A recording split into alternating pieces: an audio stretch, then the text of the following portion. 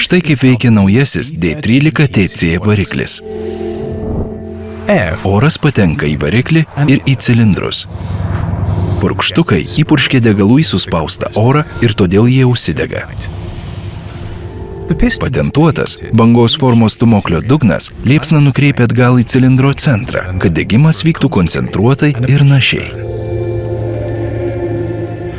Karštos išmetamosios dujos iš cilindrų pro turbokompresorių patenka į išmetimo sistemą. Perteklinis karštis ir slėgis sugrąžinami ir vėl panaudojami turbojunginyje.